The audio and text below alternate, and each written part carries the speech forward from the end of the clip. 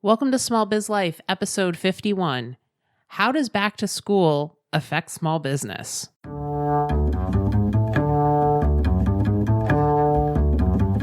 Does this sound familiar? Oh my God, I have so much to do today. Don't forget to breathe. But I have almost 400 emails in my inbox and 30 phone calls to make. Have you looked into getting a virtual assistant yet? Oh, and I need to schedule all my social media posts. Did you drink anything today? I had coffee. Did you eat today? Did I mention coffee's a bean? This is Small Biz Life.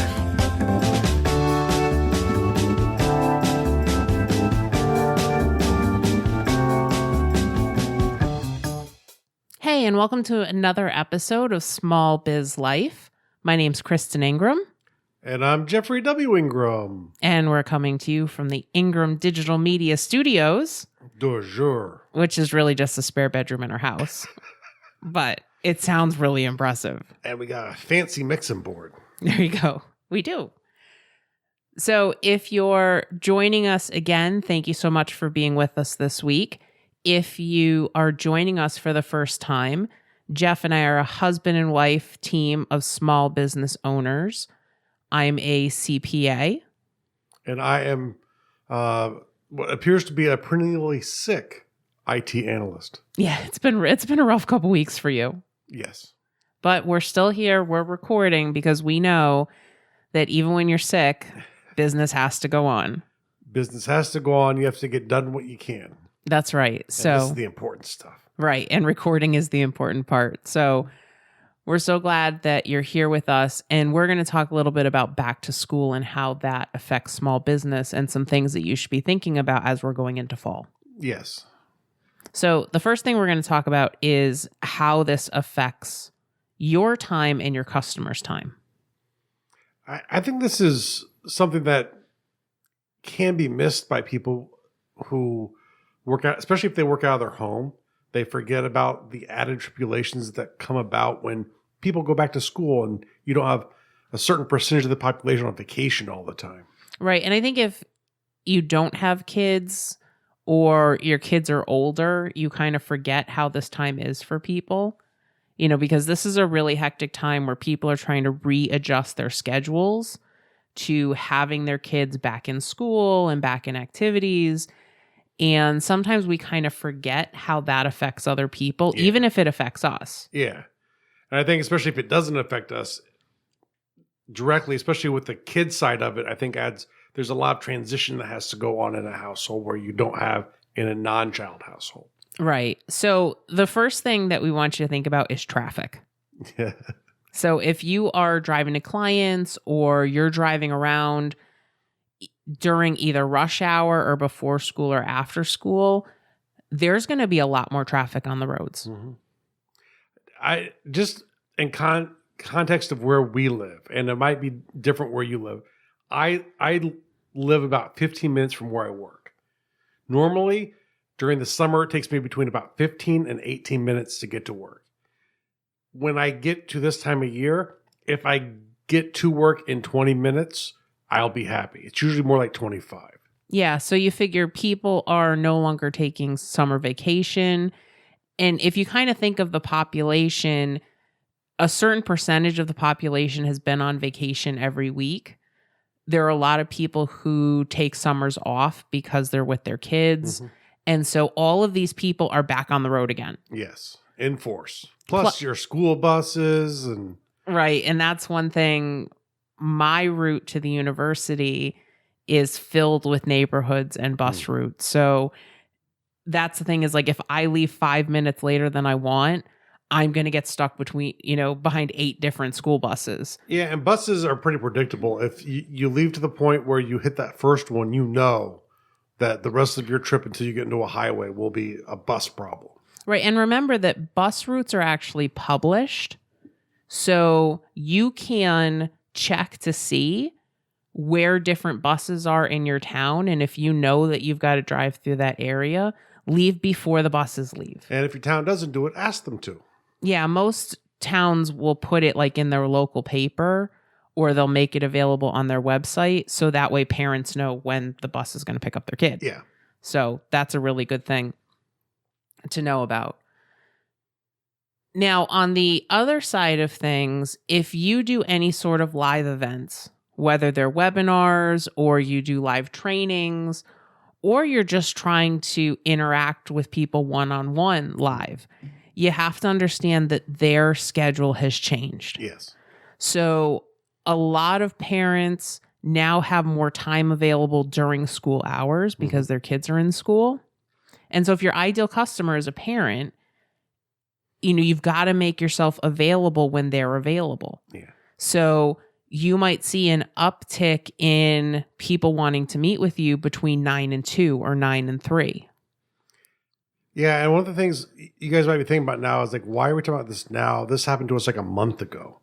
And really from about mid-August until about mid-September is when all the school districts come back on. So especially if you work in a national context with people, different areas might be going back to school. So if you have clients, just try and be cognizant of if they're going to be affected heavily during certain times. Yeah, so I know talking to people in New England, their kids are going back to school between August 30th and right after Labor Day. Yeah. So some kids still have a week to a week and a half off. Some of them are just going back. And I know in some parts of the country, the kids have been back in school for 2 weeks already. Yeah. So, you've got to kind of figure that in, especially like at the end of the school year. Like if you think that everybody's kids are out of school in the middle of May, wait to the end of June. That is not the case where we live. Usually it's mid to end of June, depending on how much snow we had. So it's kind of the same thing, even when you're thinking about like trying to do something during, like spring break for kids. In a lot of parts of the country, there's only one break and it's around the middle of March. Yeah.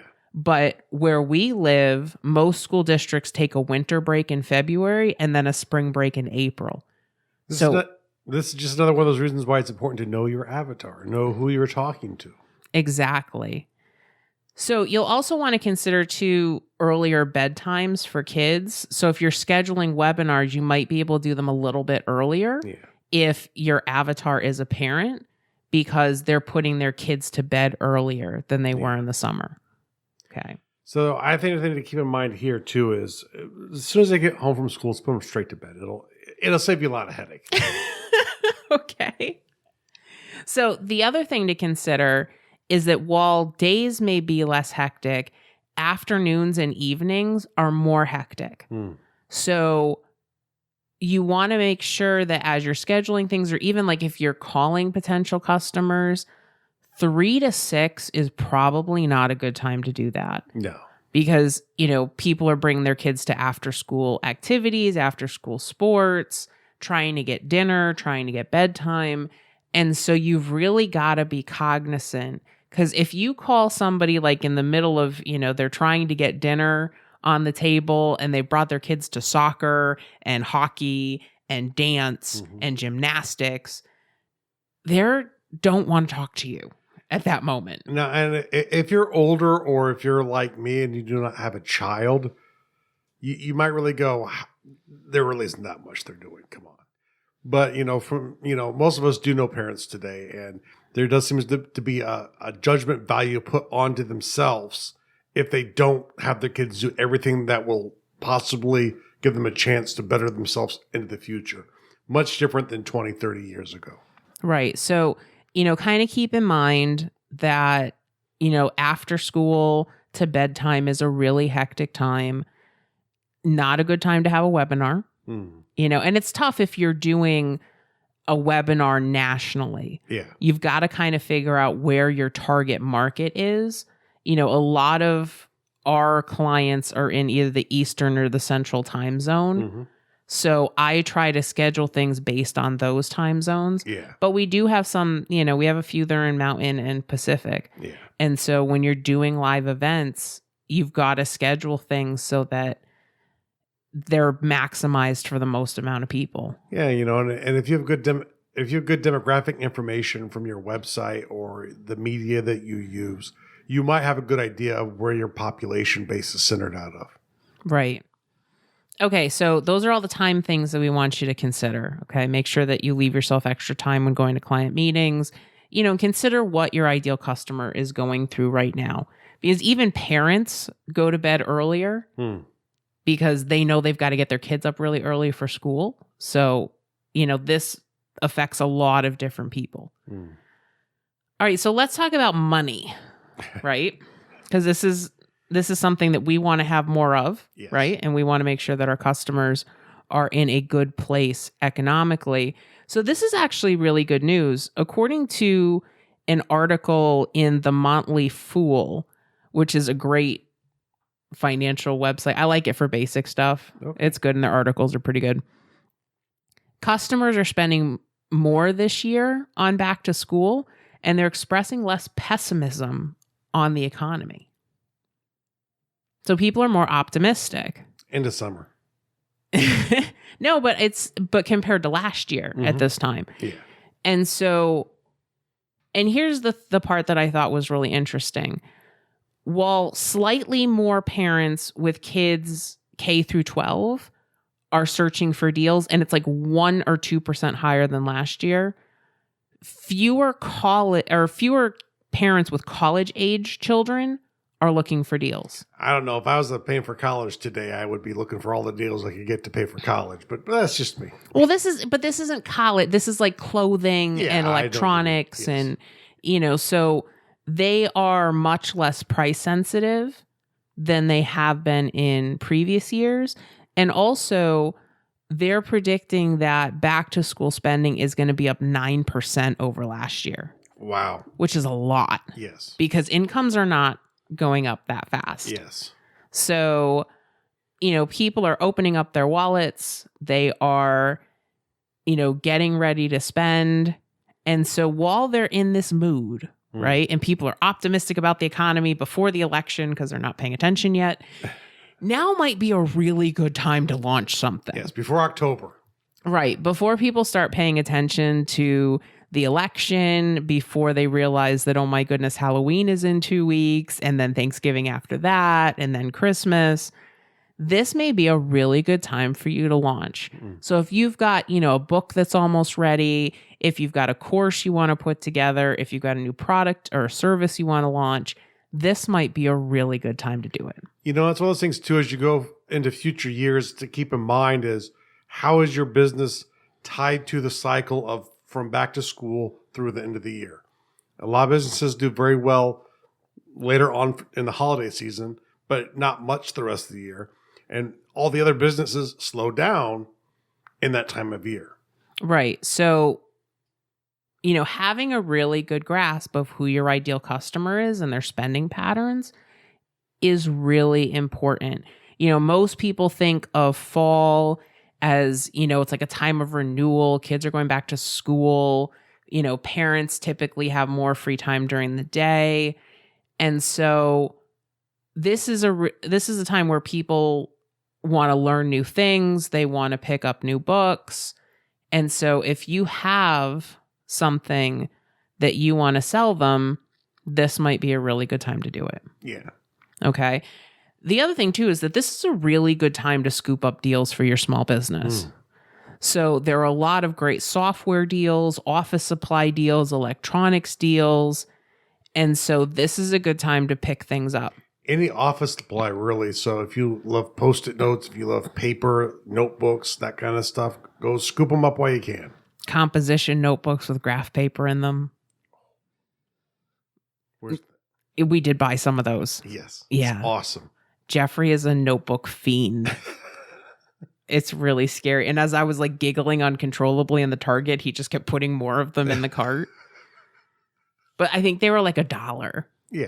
So, which makes Jeffrey very happy because not only is it a composition notebook, it's graph paper, but it's graph paper in a composition notebook. This is one of those great inventions that I should have known about years ago. But so, it's funny because most people think that, the best time to get electronics deals is around the holidays. And for certain electronics, that's true. However, you have to be really careful with computers. Yes. Because what manufacturers will do is they will make specific models for Black Friday and for the holiday week. This goes for TVs. This goes for all your The electronics manufacturers know people look for Black Friday deals now. So what they'll do is they'll make products where the internal components are not as good as the normal models that you get, but they're trying to bring it down to a price point, where they can be a Black Friday deal and still make profit on it. Yep. And so if you buy at back to school time, you're not getting the special Black Friday models that, can be problematic. Yeah. And the thing to keep in mind too is the way they're designed usually is if you read quickly over the specs of a computer or a television, you go, oh, this is a really good deal because this other one that looks just like it is an extra $300. And then you have it and a year later, it doesn't work very good. And that's because it was a cheapened version of that one that cost $300 more. Yeah, you'll notice that the model numbers will be different. And a lot of times when you're comparing Black Friday deals, you're going to notice that model number for Black Friday, you can't find it anywhere else. You can't find reviews for that model number. Especially if you're on your phone doing like checks on something. Don't check the name, check the model number. Right. So this is a really good time to get good deals on things like computers, printers, office supplies. Now is a good time. Yes. Okay. So you're going to want to go check that out as well. And then the last point that we want to talk about is planning. Yes. So it's almost September, right? Some of you are probably going to be listening to this the first week of September. And we need to start thinking about where we want to go for the rest of this year and start planning for 2017. Yeah, think about if you're off track, why? Is there something that you can address to get back on track for the year? Or is it something you need to think more about in the next year and how you address the kind of growth that you're looking for? Right. And so, some of you are going to be gearing up for the holiday season because the holiday season is a big time for your business. And so you're gearing up towards that. And then January, you're going to be a little bit slower. Yeah.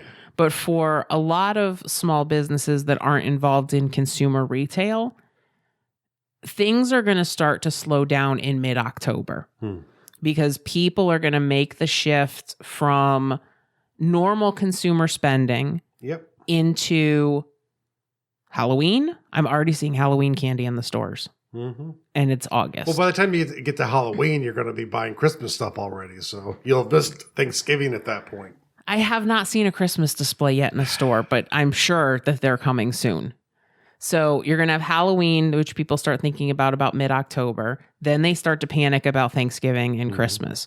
So your business may slow down around that time as people make that shift. So unless you're like in some type of emergency service like plumbing or electrical or something like that, you may see a slowdown.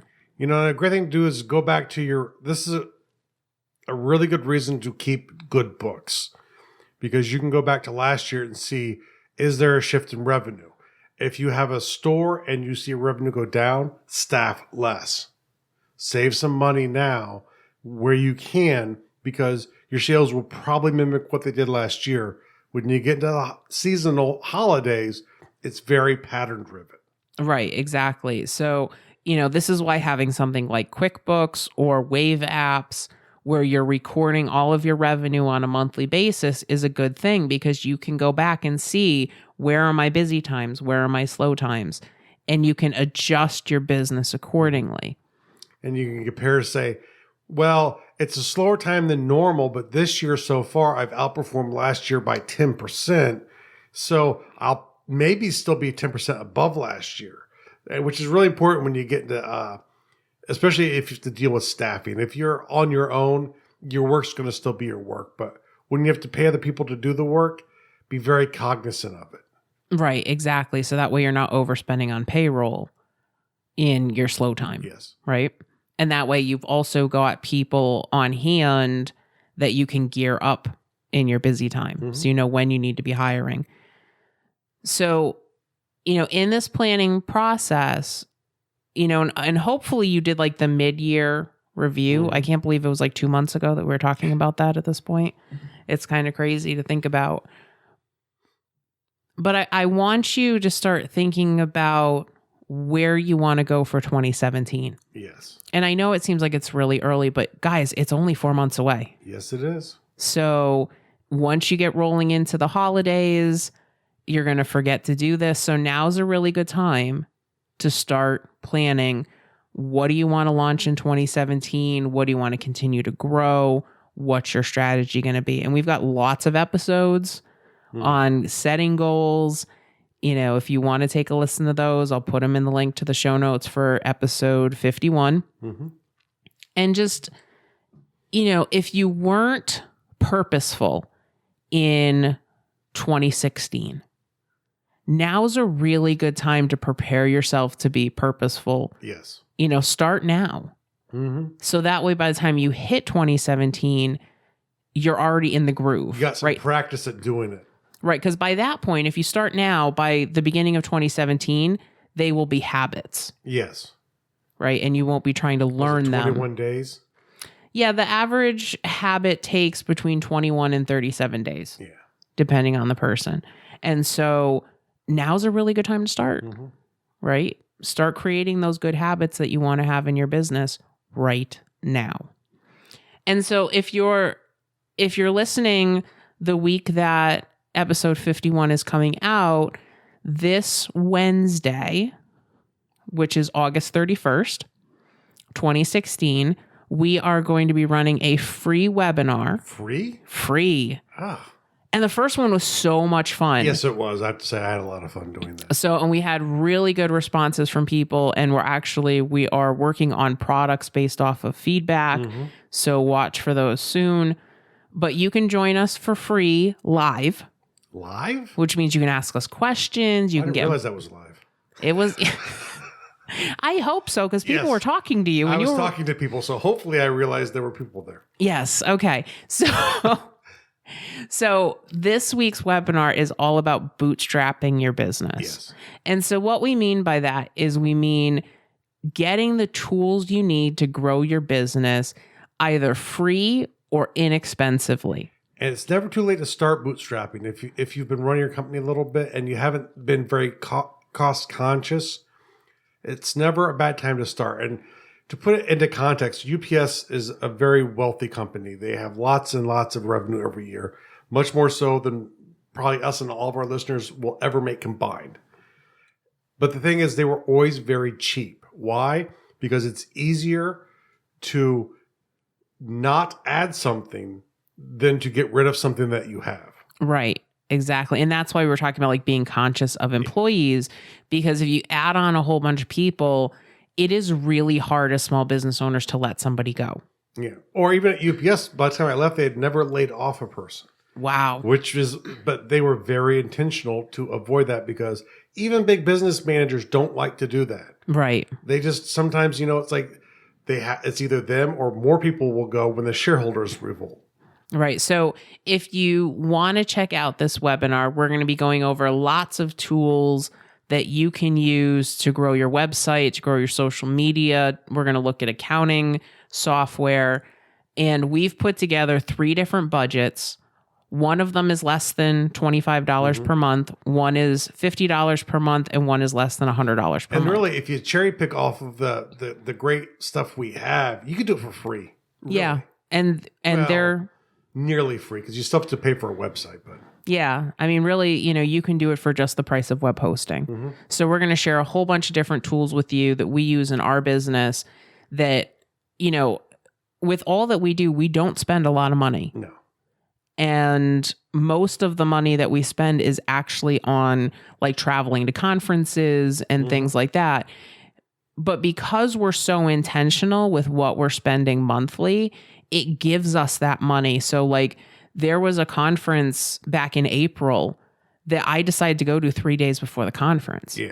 And we were able to do that because we're so intentional about keeping our expenses in check. Yes. So we're going to be talking about that this week. If you're interested and you want to sign up, go to smallbizlife.com/webinar, Or if you go to smallbizlife.com, click on the show notes for this episode, they will be in the links. And it's very important to go if you can, because there will be no free replays for any of these webinars.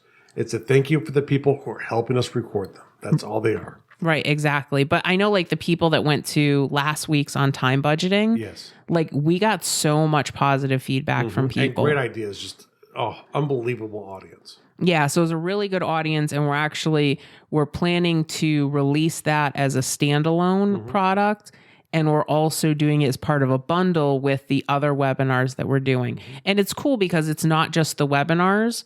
We're also doing additional videos for things like, wow, I wish we would have had time to go through this in the webinar, but we didn't. So like for the time budgeting one, like I go through a time budget from start to finish.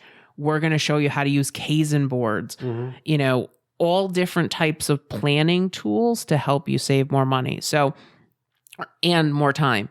So go check it out, smallbizlife.com/webinar. And I hope to see you there. Thanks so much. We'll see you next time.